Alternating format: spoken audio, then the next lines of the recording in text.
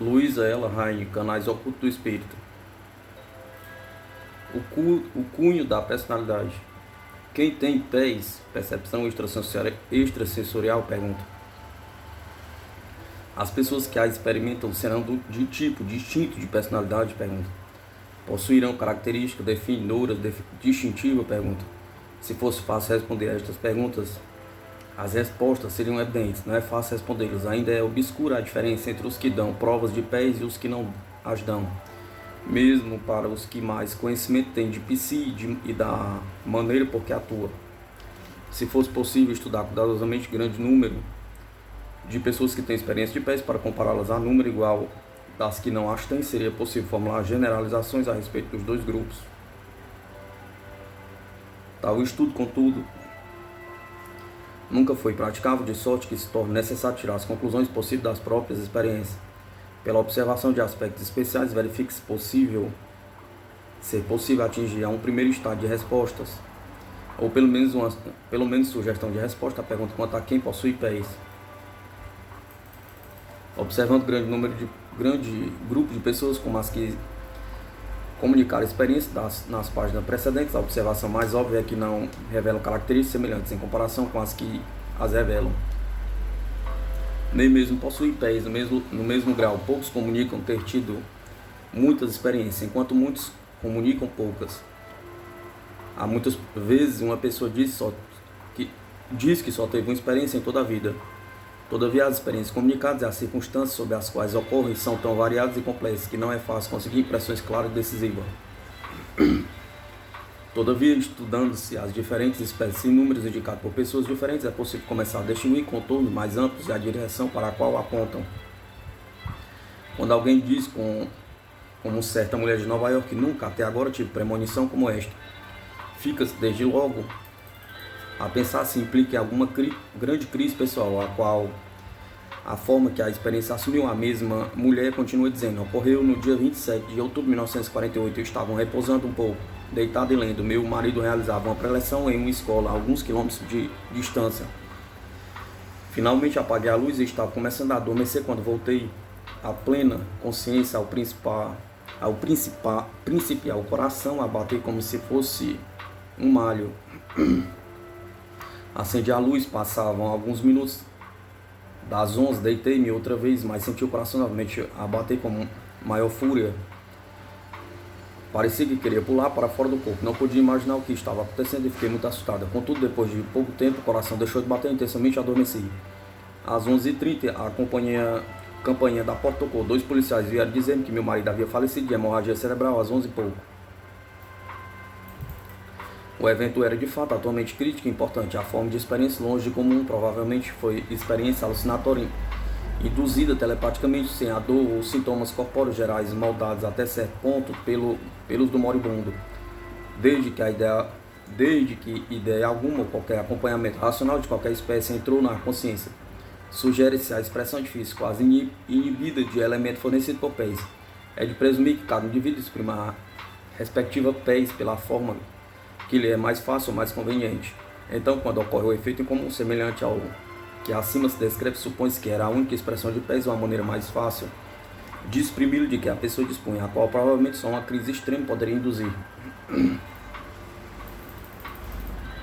Contudo, muitas experiências solitárias apresentam-se sob formas mais familiares. E às vezes uma experiência única pode deixar de ter qualquer aspecto pessoal. A mulher de um tenente da Força Aérea que declara sonhar raramente, ou pelo menos lembra-se raramente de ter sonhado, experimentou certa noite sonho lúcido e aterrador. Foi em 1927, quando o casal estava no Japão, para onde o marido fora recentemente removido. Chegaram algumas semanas antes a Nagasaki e tomaram um trem para Tóquio, onde viviam por ocasião do sonho. Neste, ela se viu num ponto elevado da encosta de uma montanha que dominava uma baía em forma de meia-lua. Um estrado de ferro passava ao longo da praia rochosa, bem perto do mar. Enquanto observava, apareceu um trem longo e pesado vindo do sul, que deu a volta à baía e desapareceu para o norte. Logo depois veio um trem de passageiros viajando na mesma direção. Pareceu-lhe saber o que ia acontecer. O trem pesado prejudicara a linha que estava a ponto de romper-se. Quando o trem de passageiros estava exatamente por baixo da posição que ela ocupava, a linha cedeu a muitos carros viraram e caíram no mar. O lugar parecia raso e ela podia ver os passageiros saindo como formigas pela janela dos carros. enquanto as ondas quebravam contra eles. Acordou horrorizada. Por ocasião do almoço no hotel para o qual tinham sido convidados naquele dia, ela e o marido sentou-se do lado esquerdo do Sr. S., um dos subsecretários da Embaixada dos Estados Unidos. Ouviu uma senhora que estava à direita dela perguntar se haviam americanos no trem do desastre. Ao ouvir falar em desastre, perguntou onde ocorrera. Era na linha em que os dois tinham viajado para chegar a Tóquio. Antes que ele entrasse em detalhes, ela contou o sonho. O desastre deste coincidia exatamente com o desastre real. As fotografias publicadas concordavam em todos os detalhes com o sonho. Para ela, o que havia de extraordinário é que lhe parecia ter estado lá realmente, precisando a ocorrência. Não conhecia ninguém que estivesse no trem, e foi a primeira e até hoje a última experiência dessa natureza pela qual passou. Não é possível formular generalizações a partir dos casos tão diferentes como estes dois. Este, embora importasse em grande calamidade, quase não tinha significação pessoal. Longe de revestir forma rara ou difícil, era realista sobre a forma que mais se encontra e, portanto, presumivelmente a mais fácil. Todavia, o evento representou grande crise para muita coisa, para muita gente, embora não para quem sonhou. Às vezes, nem mesmo isso acontece. O evento pode deixar de representar crise para qualquer pessoa, não tendo mesmo qualquer significação particular. Em 1943, uma senhora que agora vive na Califórnia, mas que então se encontrava no Oregon, sonhou, conforme conta, que ajudava meu tio e tia a fazer a mudança no mesmo edifício, de um pavimento inferior para outro superior. Eu e o tio encontrávamos em uma escada estreita em grande dificuldade para transportar duas peças grandes de mobília, primeiro uma, depois outra. Afigurava-se tarefa difícil, quase impossível, e houve 2 episódios de peças diferentes da mobília, mas com o mesmo problema. O sonho foi tão claro e engraçado que contei à dona da casa e escrevi a respeito. A tia que morava em San Diego, ela e o tio moravam em casa própria nesta cidade, não pretendiam mudar-se, como acontece com sonhos tais. Esqueci-o e a guerra continuou. Quando meu marido foi para o teatro da guerra, mudei-me para San Diego. Meus tios tinham vendido a casa e moravam em um apartamento térreo. Minha tia me garantiu que ficaram nele até mudar para cima, porque não lhe agradava estar por baixo em um prédio de apartamentos. Foi somente quando ajudava a transportar o divã pela escada dos fundos estreita com corrimão de madeira que me lembrei de repente do sonho. Pousei à extremidade do divã e quase desmaiei. Meu tio perguntou o que acontecera. Entretanto, não confiei em mim mesmo até perguntar à tia qual foi o sonho de que lhe escrevi do Oregon. Perguntou.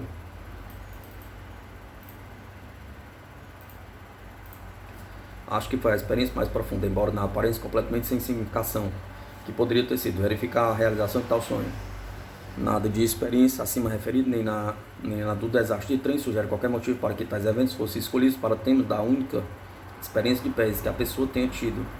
Presumivelmente, alguma corrente subconsciente incerta e obscura as motivou, mas não é possível ter qualquer ideia do que foi ou porquê. Nota-se, porém, ao considerar em conjunto todas as experiências solitárias, que revelam pouca regularidade, cada qual é diferente. Os eventos a que se referem percorrem toda a escala, desde um envolvimento pessoal forte à frivolidade, variando por igual amplamente as formas com a que se apresentam.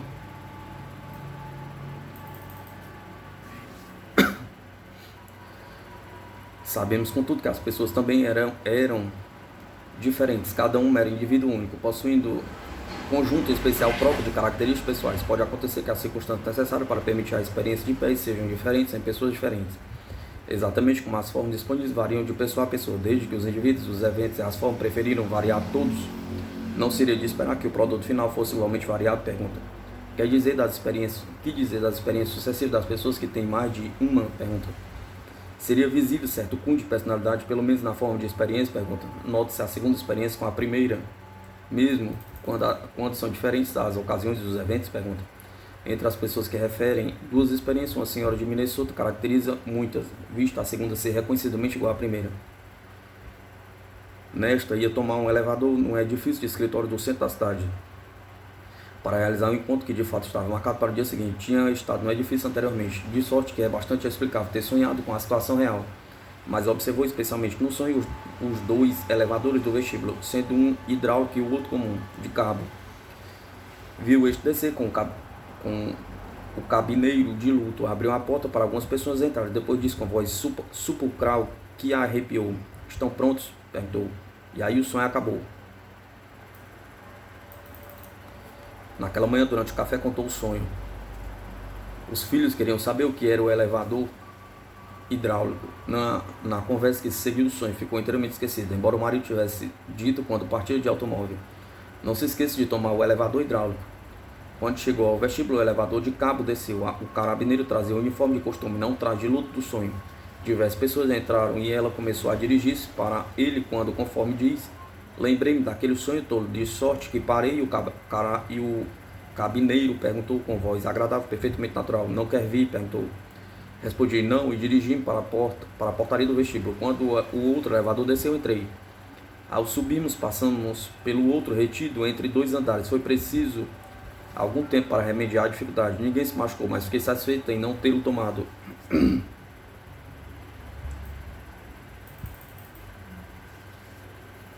O traje de luto e a voz sepulcral mostram, ao que parece, um espírito pronto a transformar qualquer material disponível em algo de interessante, talvez um tanto mórbido.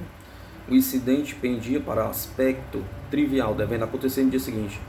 Na segunda experiência, lembra-se, sonhei que estava dirigindo o carro para por uma estrada da zona rural, quando vi um homem caído em uma vala. Tinha somente as calças esfarrapadas. No sonho pensei que devia estar morto, pois não havia razão para estar ali deitado naquela maneira. Mas nesse momento levantou-se, voltou-se e olhou para mim. Aí acordei. Algum tempo depois saí de automóvel depois de uma ponte. Em um lugar bastante úmido, vi um homem cair dentro de uma vala exatamente com as mesmas calças do sonho. Levantou-se, voltou-se e olhou para mim. Viam-se alguns trabalhadores no campo, a pequena distância. Provavelmente era um deles que estava repousando. O dia estava muito quente, de sorte que o vale era fresco, convidativo. A questão não tinha a menor importância, exceto por ter sonhado a cena exatamente antes de acordar. Ainda uma vez um sonho realista pré-cognitivo, embora lhe falte o traço de fantasia do anterior. Entretanto, quem o sonhou pensou que o homem estivesse morto. A ideia é mais excitante do que estar realmente um simples trabalhador repousando. E conforme diz, era tudo destituído de importância, como outro exemplo. Também este era ocorrência ligeira, colhido nas atividades do dia seguinte. Os dois sonhos são suficientemente parecidos para sugerir aspecto personalizado. Exatamente como certos indivíduos têm constantemente as experiências como sonhos, outros somente as têm quando acordados. No verão de 1934, uma mulher de St. Louis tinha impressão repentina, intuitiva e racional. Estava passando de ônibus por um parque, quando sentiu de repente que devia deixá-lo. Levantou-se, saltou na parada próxima, aí ficou de pé, sentindo-se ridícula por ter de esperar algum tempo o ônibus seguinte. Quando o tomou, ainda sentia certo mal-estar. Quando o segundo ônibus deixou o parque, um grupo tinha se formado na rua. Os bombeiros lá estavam e o primeiro ônibus estava se incendiando. A segunda experiência desta mulher também foi intuitiva e igualmente repentina, embora a ocorrência fosse muito diversa, as circunstâncias tais que a ação compulsiva, como no primeiro caso, não era possível. Deu-se no dia da ação de graça, 1941. Visitava nesse dia agradável casa de campo e estava cercado de pessoas felizes. Entretanto, mais ou menos às 11h30, quando a conversa consistia simplesmente em futilidade a respeito do jantar do comemorativo do dia, conheceu de repente que a mãe, que vivia na Califórnia, estava em situação angustiosa. Procurou não perturbar as convívas. 14 ao todo. E terminou a refeição. Já então, seus pensamentos eram perfeitamente claros. Sabia que a mãe tinha falecido, desculpou-se e foi para casa. Pendurada na porta estava a comunicação do falecimento. A mãe havia morrido mais ou menos às 9h30 da manhã, a ocasião em que a filha sofreu a reação. A mãe era idosa, mas não estava doente. A filha não tinha motivos de esperar que a progenitora morresse. As alucinações visuais mostram-se também, embora raramente, sob forma característica. Uma senhora que vivia na Flórida, mas estava trabalhando e morando em Washington, veio para casa nos princípios de dezembro de 1944. Muito cansada e já tarde, indo meter-se logo na cama. Estando assim deitada, lembra-se, minha mãe apareceu aos pés da cama, com os cabelos soltos, conforme costuma usar quando eu era criança. Lá ficou com o rosto banhado em lágrimas. Não tenho qualquer ideia do tempo em que ali ficou, mas afinal adormeci. Na manhã seguinte considerei o fato como simples sonho, embora dele me lembrasse com grande clareza. A segunda experiência seguiu-se quase imediatamente à primeira, sendo aproximadamente idêntica. Continua a mulher. Naquela tarde, por volta das 6, cheguei em casa.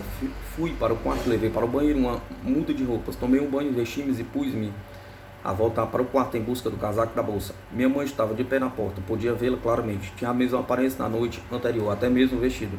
Não é preciso dizer que telefonei para ela em Miami. Tinha recebido um telegrama do Departamento da Guerra dizendo que meu irmão, que servia no exército de Além-Mar, desaparecera em combate. Perguntei-lhe se havia estado a pensar em mim e ela respondeu: não mais do que de costume. Não tive nunca qualquer experiência semelhante até então ou depois.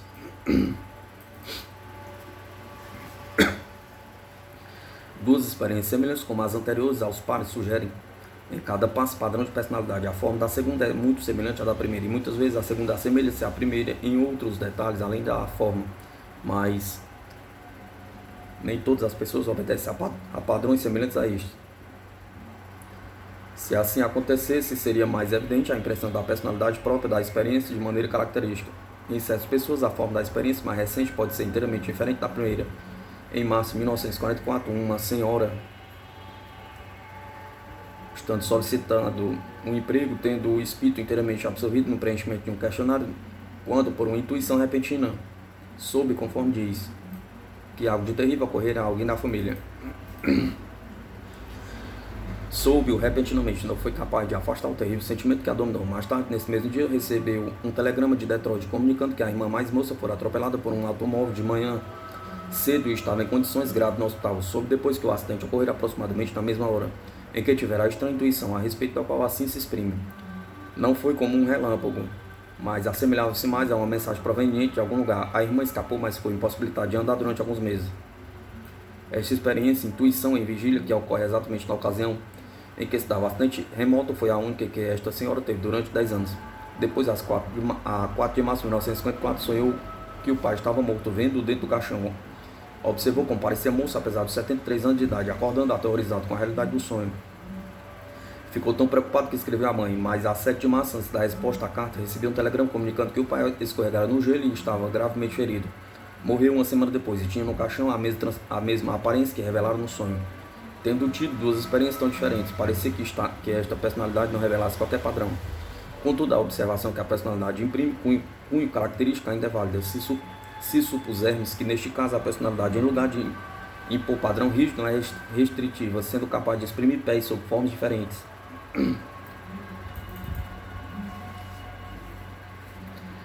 A suposição que o padrão de personalidade imprime certo cunho às experiências do indivíduo é corroborada pelo exame das experiências sucessivas de certos indivíduos que as têm em grande número, em exemplos semelhantes ao caso da mulher de Nova York. O encanhamento um tanto rígido da primeira e da segunda experiência parece constituir características de outras subsequentes. A primeira ocorreu logo depois de diplomar-se, antes de ter conseguido o primeiro emprego. Sonhou que se encontrava em um cômodo estranho, entre estranhos, vendo pessoas a trabalhar com aparelhamento estranho. Viu a disposição do cômodo tão claramente que alguns meses depois, ao entrar no laboratório da fábrica do Ponte, no qual se empregara, sentiu ter lá estado antes, vindo-lhe então o sonho ao espírito. Era exatamente o sonho, muito embora não tivesse conhecido nenhuma das pessoas que lá trabalhavam, nem me houvesse feito qualquer descrição do laboratório antes de ter entrado nele. Na segunda, uns 3 anos depois, sonhei que estava em um grande edifício, de pé na escada, falando a 3 homens, meu marido, sogro e outro, cujas feições não distinguia. Conversamos muito preocupados com certo assunto. Acordei chorando e disse a meu marido que minha irmã precisava de uma transfusão de sangue. Disse, contudo, antes de estar completamente acordada.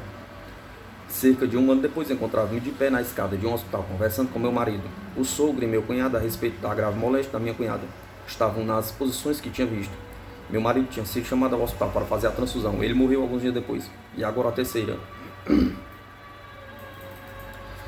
Há 13 meses sonhei com a morte do bom vizinho e um amigo íntimo de 34 anos e pai de 4 filhos menores. Vi-o num sonho dentro do caixão na sala de estar. Os filhos entravam e saíam e perguntavam à mãe se eu não os podia levar para casa. Quando acordei, contei a meu marido porque ele sabia dos outros sonhos e este me aterrorizava. Disse que me esforçasse para esquecê-lo e não falasse a respeito. 3 meses depois, o vizinho sofreu um ataque cardíaco muito sério. Trouxe comigo as crianças para casa. Tenho tido outros sonhos menos importantes que se realizaram mais tarde, às vezes uma semana depois, outras alguns meses. As outras experiências desta pessoa obedecem de perto ao mesmo padrão, sendo todas elas sonhos realistas pré-cognitivos. Entre as pessoas que têm muitas experiências, de algumas que revelam certo grau de variação nestas, embora seja mais difícil, distinguindo o cunho da personalidade, ainda se absorvem semelhanças. Outra mulher de New Jersey refere longa série de experiências. Eram todas iguais, sob 2 aspectos. Todas ocorreram quando estava acordada e todas foram pré-cognitivas. Aí acaba, porém, a semelhança rigorosa. Algumas experiências, ao que começaram na infância, eram intuições. No primeiro exemplo, sabia simplesmente que ficaria machucado em uma expedição ao longo da costa.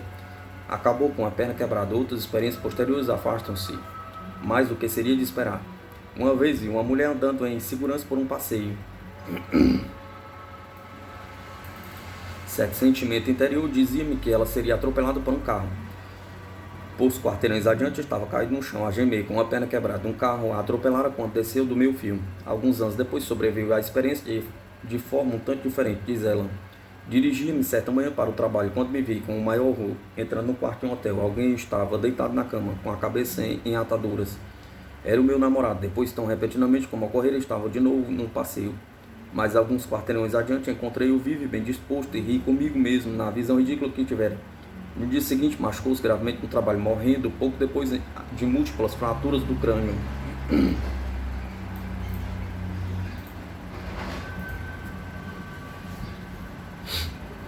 O tipo de visão representativa em experiência em vigília não se tornou, contudo, padrão exclusivo, visto ocorrer alguns anos depois outro tipo intuitivo, a qual assim se refere. Um dia minha tia chamou-me quando eu estava passando por um rol. Conversamos alguns momentos e logo depois a mesma voz interior me disse que nunca mais havia de vê-la. No dia seguinte morreu de um ataque cardíaco. A última experiência até hoje é do tipo representativo, descrevendo a ela da seguinte maneira. Há um ano, em setembro, escrita em 1955, ao vir de carro para casa numa tarde agradável, vi-me repentinamente com o carro destroçado, uma ambulância junto à margem da estrada, enquanto me punham em uma maca atravessando na estrada. Uns 4 minutos depois, um carro a grande velocidade desgovernado bateu em cheio no meu. Fiquei muito machucado, meu carro ficou espatifado e a maca ocupou o mesmo ângulo na estrada que havia visto um sonho. As experiências sucessivas de muitas pessoas são como as desta mulher, tanto nas semelhanças quanto nas dissemelhanças. Encontra-se o cunho da personalidade, mas a personalidade parece, por assim dizer, um tanto flexível. Chegamos depois a um grau final pequeno, mas definido, de pessoas cujas inúmeras experiências não se ajustam a padrão reconhecível de semelhança. Conforme a ocasião, parece terem utilizado todas as formas relacionadas. Certa senhora de Ilhos dá-nos exemplo característico em tão grande número de casos durante os anos que somente poderemos citar aqui alguns exemplos escolhidos para mostrar as formas que diferem mais amplamente. Começaremos por episódio aparentemente telepático que se revestiu de forma alucinatória. Uma noite, um filho de 10 anos saiu com alguns meninos da vizinhança, conforme conta, no Calhambeque, para ver os preparativos de Natal das lojas. Tinha ido para o quarto e adormeceram quando acordei com um estouro e o grito: "Mãe!" Levantei-me e andei pela casa. A filha estava preparando os deveres para a escola e disse que nada ouvira. Soube depois que os meninos tinham sofrido um acidente. Depois do primeiro choque, senti que estavam bem e resolvi não ir à procura deles. Voltaram dentro em pouco. Um pneu rebentara e tinham caído numa vala. Mas nada sofreram. Meu filho tinha ficado muito assustado e pensou em mim quando foram jogados. As experiências de clarividente destas pessoas sobrevêm com impressões em vigília, não espontaneamente, mas por esforço. Por exemplo, diz ela: fiquei tão aborrecido quando meu filho perdeu um capacete forrado que fiquei a pensar profundamente. Vi-o pendurado em um gancho, vi uma porção de ganchos em altura um tanto grande. Pensei: uma escola? Pergunta. Os ganchos estavam muito em cima. Vi um vestíbulo e pensei: uma igreja? Pergunta. Não tínhamos indagado e lá não estava. Todavia meu filho procurar uma fileira de ganchos que estivesse bem alto em um vestíbulo onde adultos pendurassem sobretudo, e lá estava o capacete.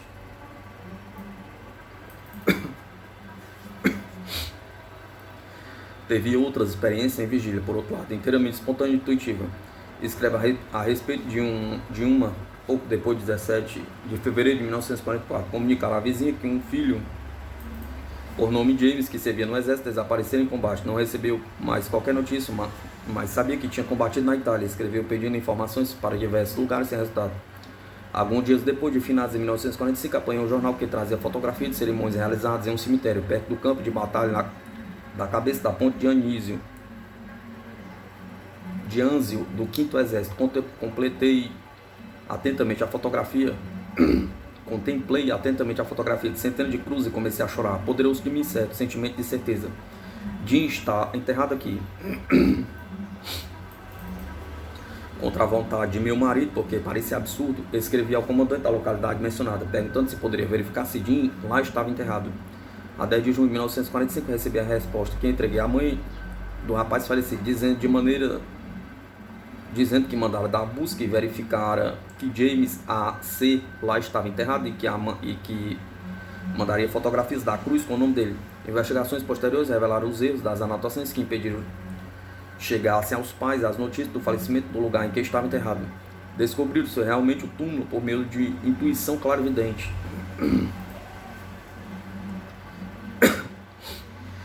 Vem em seguida as experiências pré-cognitivas dessa senhora. Um dos exemplos mais simples consiste em sonho repetido que chamava sonho agradável. Costumava dizer a meus filhos que tinha tido mais uma vez um sonho agradável. Meu maior desejo era ter um piano, tão difícil de realizar como possuir um iate. O sonho, enorme espaço no ar, dividido em compartimentos, cada um com um piano. Corria de um a outro, tocando em todos. Encantada por me ver tocando depois de 17 anos. Afinal, vi um especial. Este tinha de ser meu, nenhum outro me satisfaria. Teve estes sonhos antes de 1948, quando a família ainda não estava em Illinois. A 15 de outubro de 1948, minha filha foi trabalhar num projeto de escola secundária aos sábados, no Conservatório Musical. Lá fui encontrá-la depois do trabalho, neste local, a 1.200 quilômetros do lugar onde tivera os sonhos. Encontrava-se enorme espaço no ar, um segundo andar inteiro. Aí se encontrava 9 estúdios para piano, canto e dança, cada um com um piano.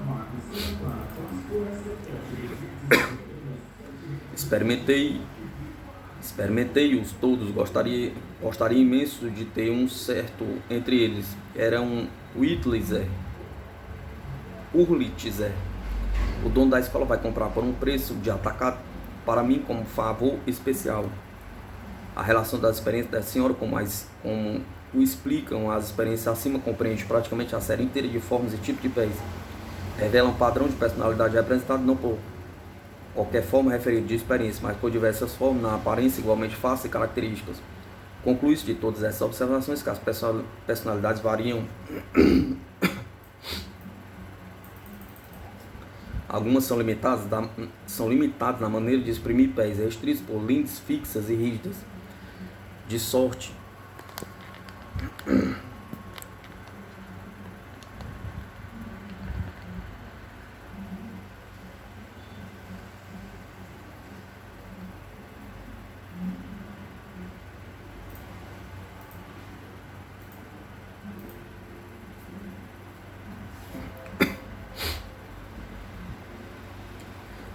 que somente uma forma é possível. Outras mais versáteis e adaptáveis, neste particular, utilizam praticamente qualquer espécie. Afinal de contas, cada indivíduo possui característica física própria, tipo peculiar de espírito, combinação especial de capacidade e inclinações gerais. Por que a pés que lhe é peculiar não seria também personalizada? Pergunta.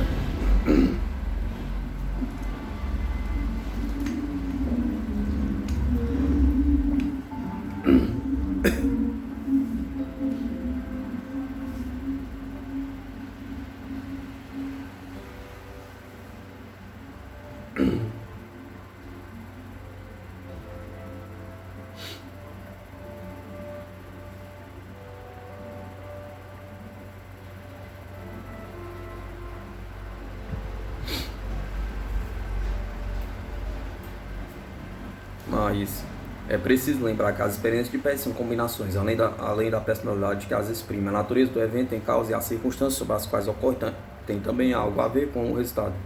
Certa combinação do tipo de personalidade com a ocorrência talvez seja necessário para algumas pessoas. Pode acontecer que para as pessoas que tiveram tão só uma experiência, só se realiza a combinação necessária uma única vez. Quanto aos que se encontram na extremidade oposta, tendo tido muitas experiências, pode supor que a situação da vida fornece mais facilmente a combinação necessária de fatores. Se tais hipóteses forem seguras, levando-as um pouco mais longe, apresenta a resposta conjectural à pergunta. Quer dizer das pessoas que nunca tiveram experiência de pés? Pergunta. Talvez não seja nítida e definida a diferença entre elas e as que só tiveram uma. Talvez para as primeiras a combinação da personalidade com as circunstâncias necessárias para a expressão de PES, seja tão rara que nunca chegue a preencher-se. Afinal de contas, a aptidão claramente presente em certos membros da raça humana dificilmente faltará no resto. Todo ser humano possui certas aptidões e potencialidades inatas, mas qual delas se desenvolverá ou não varia com a situação da vida de cada um, bem como com a intensidade da aptidão inata que é que existe nos indivíduos que determinam a espécie de experiência PES que podem ter ou se terão poucas, muitas ou nenhuma pergunta. Tal pergunta tem preocupado os pesquisadores desde que a pesquisa com PES começou a tornar-se convincente. Ainda aguarda a resposta, mas não por falta de tentativas experimentais para respondê-las. Para fixar um tipo específico de personalidade e ligá-la à aptidão de fazer uso de PES, a princípio afigura esse problema bastante simples, podendo se formular bastante simplesmente um plano de pesquisa para a solução, separar os que dão provas de PES dos que não dão e depois submeter cada uma à prova de personalidade, determinar as diferenças. Infelizmente, a simplicidade desta ideia foi enganadora. Nas experiências realizadas, empregaram-se rapidamente, na sua maior parte,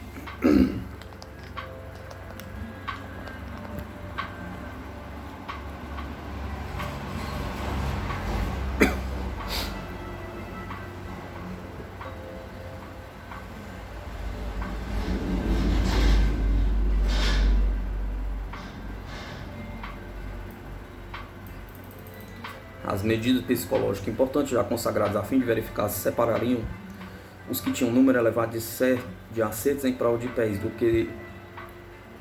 dos que deixaram de acertar acima da perspectiva do acaso. O resultado não conduziu à separação nítida, embora se encontrasse alguma diferença. Uma das mais pronunciadas dentre elas, embora pequena, relaciona-se à distinção psicológica familiar entre introversão e extroversão. De maneira muito geral, sujeita a muitas distinções que não podemos entrar aqui. Os extrovertidos mais sociáveis acertam maior número de vezes do que os introvertidos mais reservados e menos expressivos. Contudo, a margem da diferença foi pequena, longe de ser tão decisivo que se pudesse predizer com segurança os resultados quando se submete à prova de PES. Dois amigos, um mais extrovertido do que o outro, determinou-se um critério que distingue até certo ponto entre sujeitos de PES, que acertam muito ou pouco, embora não seja exatamente medida de personalidade. Consiste em saber se o sujeito acredita ou não em PES. Em uma série de experiências realizada pela doutora Gertrude Schmidler, do Colégio da cidade de Nova York, os que acreditaram tiveram maior número de acertos, na medida em que os que não acreditavam. Contudo, a diferença não era bastante grande para permitir predizer que tal ou qual crente tivesse maior número de pontos do que o não crente. E dessa maneira, as provas realizadas até agora não revelaram um tipo específico de personalidade que tenha PES. A complicação inesperada foi a seguinte: em todas as pesquisas anteriores de PES, às vezes tinham-se encontrado sujeitos que não só eram incapazes de dar provas evidentes de PES, mas que alcançavam menos do que a probabilidade. Em outras palavras, apresentavam contagens negativas. Se 5 era a expectativa certa da probabilidade, estes, em lugar de terem média de 5 ou mais, tinham na menor. Quando tal acontece constantemente, torna-se significativo, como qualquer estatístico sabe. Neste caso, queria dizer que PES atuava para evitar os acertos. As leis da probabilidade produzem resultados prováveis, nem mais nem menos.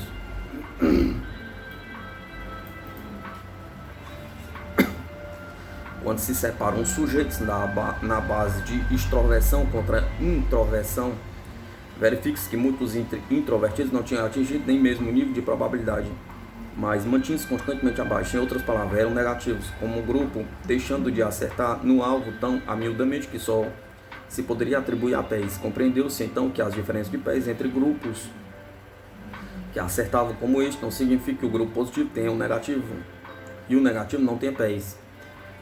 Ao invés, parece que as duas espécies de personalidade têm até maneiras diferentes de orientar a própria PES. Os de um grupo são capazes, até certo ponto, de orientá-la conforme desejam, acertando os alvos e produzindo resultados positivos. Os outros, ao contrário, tendem inconscientemente a orientá-la para evitar os alvos, de onde resultaram acertos negativos. A pesquisa do assunto ainda se encontra nessa situação. A separação de sujeitos na base de diferenças de personalidade é capaz de proporcionar alguma indicação quanto a acertar ou não o sujeito, mas não demonstra necessariamente qual o volume de PES que possui ou se tem ou não aptidão psíquica. Se, contudo, todos têm psíquico, tal será o resultado de esperar certos aspectos da personalidade. Tende a favorecer-lhe a expressão, enquanto outros lhe são contrários ou a invertem. Poderá acontecer que outras medidas de personalidade diferentes das que se aplicam até agora revelam outras relações, como por exemplo o motivo da variação das formas de expressão. Certas pessoas tendo sonhos, outras intuições, etc. Afinal de contas, as medidas de personalidade utilizadas até agora foram criadas pelos psicólogos para fins diferentes da realização de discriminação com relação a pés. São sapatos feitos para pés diferentes e não para os pés ainda não medidos.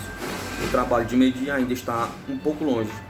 Até que medida ultrapasse o estágio atual, a resposta à pergunta que há tanto tempo formulamos: quem tem pés? Percepção extrasensorial, pergunta.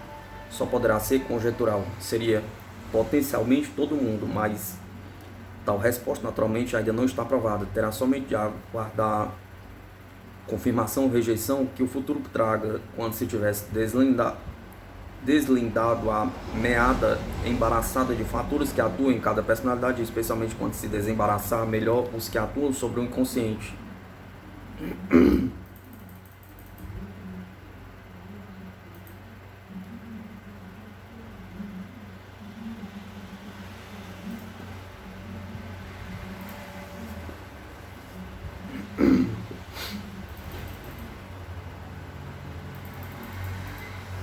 Será possível evitar perigo pré-conhecido? Pergunta. Desde que se reconheça que sob certas condições é possível conhecer de antemão o futuro, apresente-se logo uma pergunta ao espírito. Será possível evitar perigo previsto? Pergunta. A resposta é particularmente importante para quem quer que tenha uma experiência suscetível de ser visão prévia de catástrofe por vir. Se a impressão consiste em genuíno exemplo de pré-cognição, a calamidade terá de ocorrer independentemente do que fizer o indivíduo? Pergunta. As pessoas e as circunstâncias diferem somente pela consideração de grande número. Será possível imaginar o que realmente acontece? Há pessoas que nada poderão fazer para evitar uma catástrofe. Esquecerão talvez o aviso, como acontece com o homem do Maine. Tinha um filho de 14 anos, por nome Walter, que estava passando o verão com um amigo que vivia a menos de 2 km da loja do pai. Walter sabia nadar e ia muitas vezes com os amigos ao rio próximo. Certa noite o pai teve um sonho, imaginou que Walter tinha ido nadar acima da barragem onde havia uma grande árvore e parecer afogado. Sonhou que quando lá chegou ainda não tinha encontrado o corpo, mas que John Mack estava mergulhado e a procurá-lo. Estava mergulhando a procurá-lo. Acordou muito assustado, chorando e quase sem poder controlar-se. A esposa procurou acalmá-lo, dizendo que os sonhos não se realizam, mas por segurança devia dizer a Walter, quando voltasse no dia seguinte, que não nadasse mais. Na manhã seguinte, o pai foi para a loja e estava muito atarefado. E quando Walter entrou a correr e disse que ia nadar. Naquele momento, o pai não pensou no sonho. Logo depois veio alguém a correr e disse: venha depressa, Walter estava mergulhando, desapareceu. Foi quando o sonho lhe voltou à mente em toda a intensidade. Saiu a correr para o poço do rio. Ainda não tinha encontrado o corpo, mas John Mack estava mergulhando a procurá-lo. Era exatamente no mesmo lugar do sonho, exatamente com as mesmas circunstâncias. O pensamento que depois torturava o pai era: se tivesse atendido ao sonho, Walter estaria vivo agora. Em outros casos, são infrutíferos os esforços para evitar o perigo, como no caso de certa senhora de New Jersey. Em uma noite de junho de 1952, estava repousando em um quarto meio escuro, enquanto esperava o marido, que trabalhava no primeiro turno noturno. Enquanto aí estava sentado, numa adormecida, mas não inteiramente desperto, teve uma visão. Imaginou ter havido um terrível acidente, uma criança morrida, estando agora no chão inteiramente coberta. Não era possível dizer se era menino ou menina, mas pelo tamanho do corpo supôs que tivesse uns 5 ou 6 anos. Coberto como estava, não lhe era possível saber quem era. Não podia esquecer a experiência. Pela manhã contou à vizinha e recomendou que prestasse atenção ao filho de 5 anos. Depois telefonou a um filho que morava no centro da cidade. Recomendou-lhe que vigiasse os 2 filhinhos. Tinha outro filho que morava no interior, mas não se comunicou com ela porque o terreno era todo cercado. A menina de nome Kate parecia segura, mas naquele dia estava brincando na estrada, quando o caminhão da cidade entrou de marcha ré pela estrada e matou-a.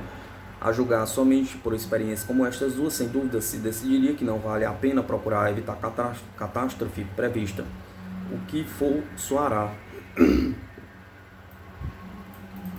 E nenhuma tentativa para evitar o acontecimento vindouro é capaz de dar o resultado.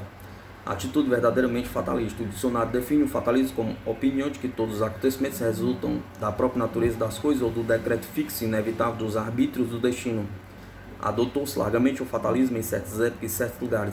A ideia que estava destinada a ser assim afigurou-se a certos grupamentos religiosos como meio de evitar o destino. Tal opinião seria justificada se todas as experiências restantes se verificassem, como as que citamos acima. Felizmente, nem sempre é assim. Quando se examina a cena mais ampla, vê-se que não é tão austera nem tão desagradável. Teorias filosóficas e religiosas procuram saber se o universo é fixo e imutável. Todavia, o que procuramos aqui é entender somente como o que realmente ocorre, se é ou não possível evitar perigos previstos, como é possível evitá-los às vezes. Voltemos primeiramente para estes casos.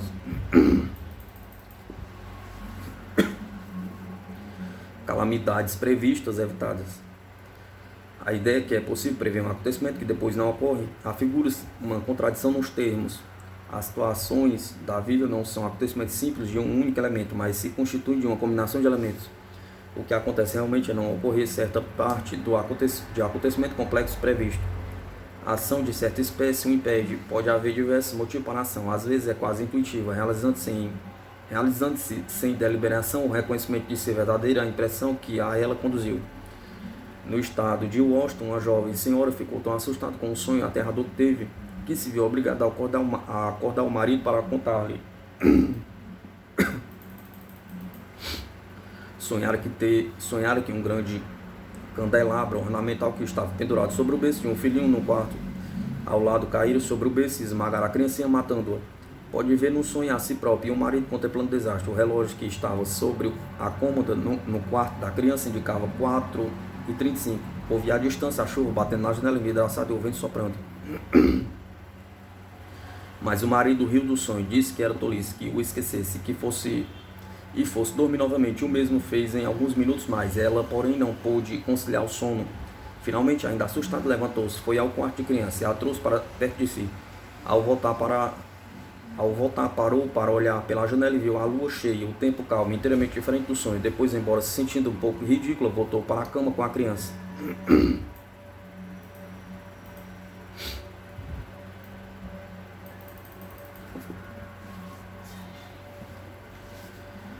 2 horas depois acordaram com um barulho tremendo. Ela pulou da cama, seguida pelo marido, ambos correndo ao quarto vizinho. Lá estava o candelabro em cima do leito, onde a criancinha estaria dormindo.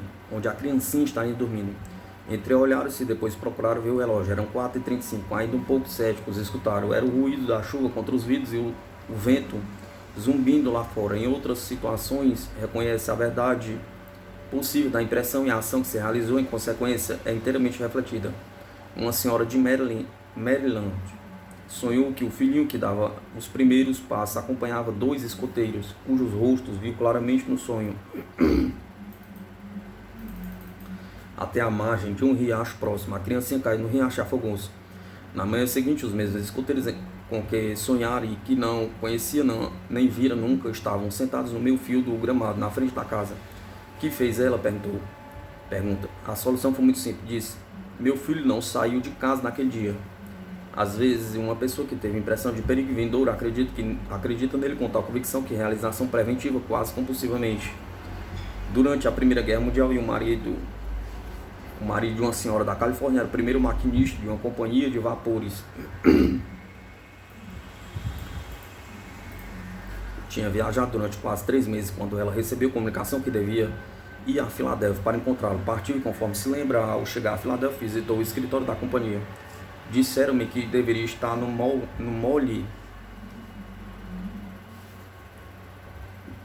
101 na manhã seguinte, às 4 horas. Tomei um banho, lavei os cabelos com shampoo e meti-me na cama às 9 horas da noite. Sonhei que o navio entrou, descarregou e carregou novamente sem que eu soubesse e seguiu para a Índia. E a umas 30 horas da Índia, um torpedo atingiu e afundou. O meu marido foi o único a morrer. Quando acordei, eram 3h40 da madrugada. Amarrei um lenço na cabeça e vesti-me em 5 minutos. Nesse ínterim, pedi ao porteiro que me arranjasse um táxi. Levou-me ao Mole 101, quando estavam acabando de pôr as amarras. Dei ao chofer uma nota de $10. Pedi que esperasse.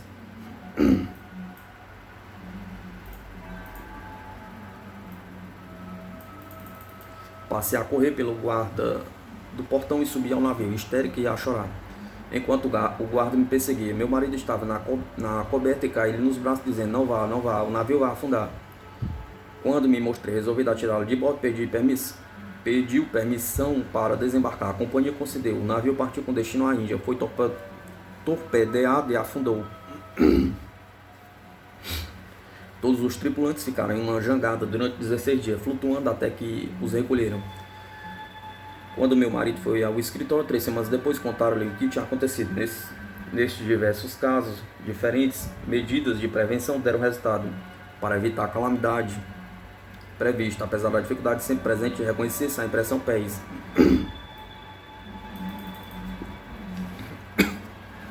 Em cada caso, a ação foi conveniente à situação e, portanto, evitou-se o perigo, embora a parte restante do evento ocorresse exatamente conforme preconhecido. As tentativas para evitar a calamidade são, porém, frequentemente frívolas. Os motivos do fracasso podem ser tão reveladores como os do sucesso.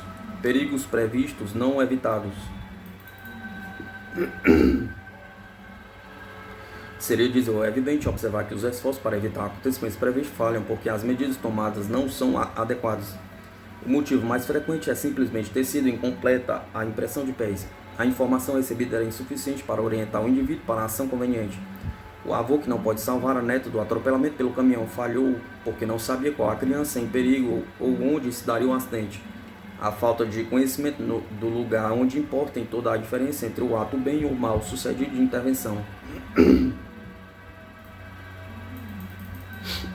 Certa manhã, um menino de 10 anos, enquanto a mãe o aprontava com outros 2 para ir ao colégio, disse: mamãe, tive um sonho terrível de noite, um carro me atropelou, foi terrível. Conforme diz a mãe, meu primeiro pensamento foi não deixá-lo ir. Compreendi que devia ficar calma, embora o coração batesse de medo. Disse que era impossível viver conforme os sonhos, porque então viveríamos constantemente aterrorizados.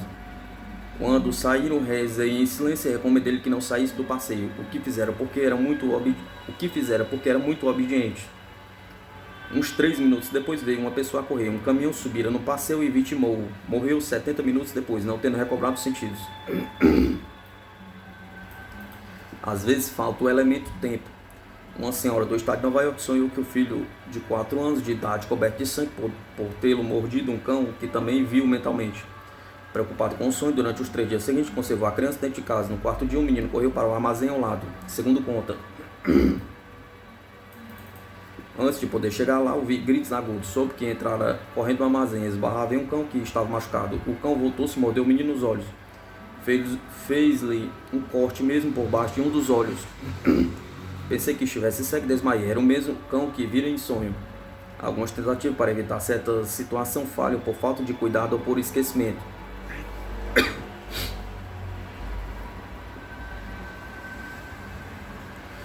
No estado ocidental,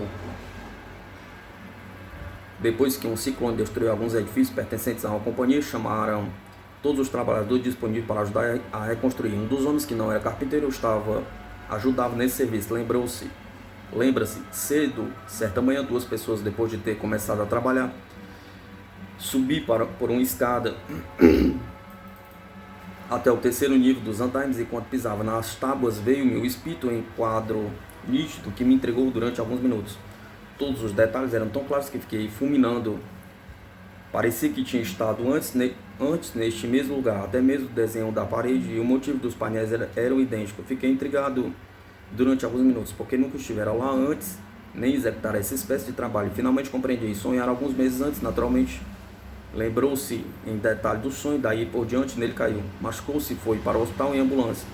Desci imediatamente a escada para o andar inferior. Procurei o mestre e disse-lhe que não me sentia disposto a trabalhar lá em cima. De sorte que me deu a tarefa de preparar uma porta corrediça na extremidade do edifício.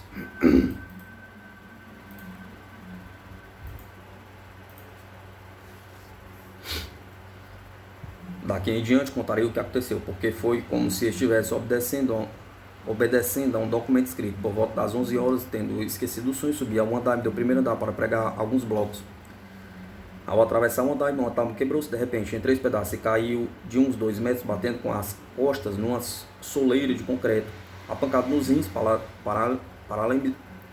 paralisou-me temporariamente das cadeiras para baixo. das costelas para baixo. Puseram-me em um lençol até chegar à ambulância. Estive 15 dias no hospital. O motivo mais comum de malogro, depois da informação insuficiente ou do esquecimento, é não ter a pessoa controle completo da situação e, portanto, a despeito de esforço, não realizar a ação necessária. O motivo para a falta de controle se verifica quando é necessária a cooperação de terceiro, que, entretanto, não a presta. O reverendo D. da Austrália escreve: meu pai tinha uma amiga de nome T, com a qual costumava sair para caçar. Certo ano combinaram fazer uma caçada na sexta-feira santa. Minha mãe e a senhorita T não gostaram da combinação, achando que não estava de acordo com esse dia sagrado. Contudo, os dois teimaram, recusando adiar o divertimento. Às 7h30 da manhã, hora em que o senhor T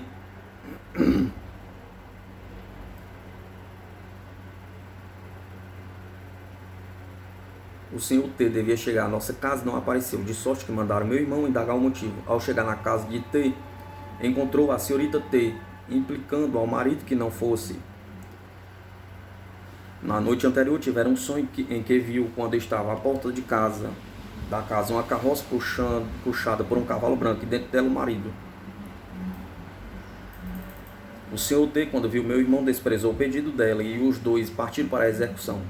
Ao meio-dia, pararam perto de um riacho. Depois de ter comido o sanduíche, o senhor T inclinou-se para beber um pouco de água. Ao fazê-lo, empurrou a espingarda e o gatilho bateu em uma pedra e a arma disparou. Pulou para trás gritando: estou ferido. Meu pai deitou de costas com todo o cuidado, indo buscar auxílio. Encontrou perto um homem com a carroça puxada por um cavalo branco.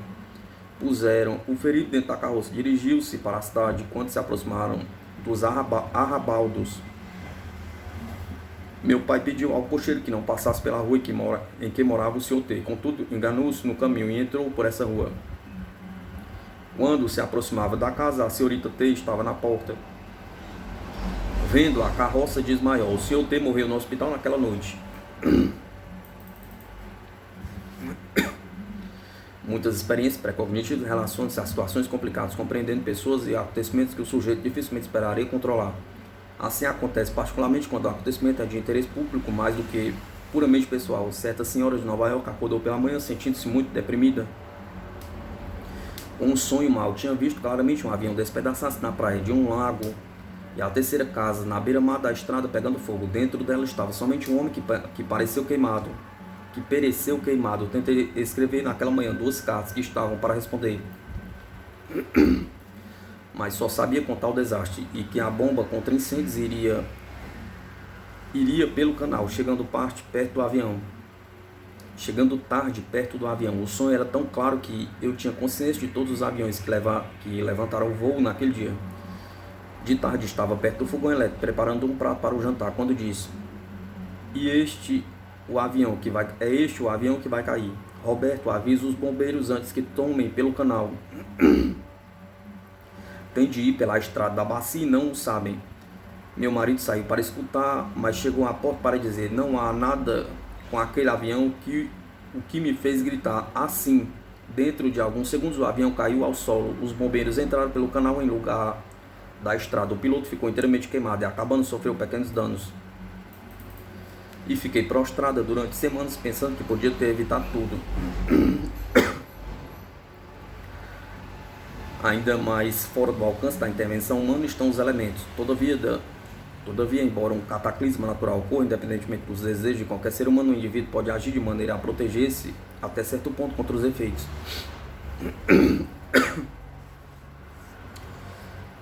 Um homem da Geórgia adquiriu um edifício para expor automóveis, instalando ampla vitrine e grande tabuleto iluminado. Uma noite a esposa sonhou com o vendaval. Tinha arrancado a tabuleta, jogando-a contra a vitrine, que ficou em estilhaço. Viu também uma velha que ficou ferida e a qual ela dava a munha a cheirar. Na manhã seguinte contou o sonho ao marido.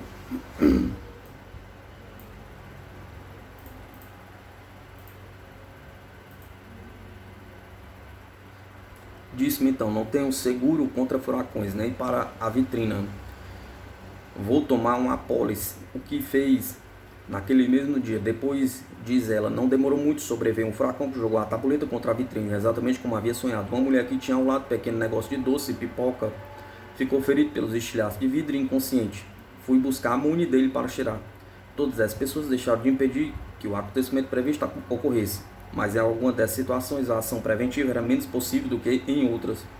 A mulher tinha menos probabilidade de evitar que o avião se despedaçasse no solo do que o carpinteiro em evitar o acidente no andaime. Tudo quanto o homem da Geórgia podia fazer era segurar a vitrina. Embora sejam evitáveis certos perigos, vislumbra-se um limite a tal possibilidade no fundo do quadro. A velha questão do livre-arbítrio, contudo, não implicou nunca na vontade de afetar elementos do universo tão inabaláveis como a morte, o tempo, o clima, terremotos, inundações ou os corpos celestes. O homem nunca aspirou a alterar o curso das estrelas, mas almejou sentir-se livre para dizer sim ou não em relação à própria conduta. Nas reações anteriormente mencionadas aos eventos preconhecidos, vemos-lo assim fazer dentro de certos limites.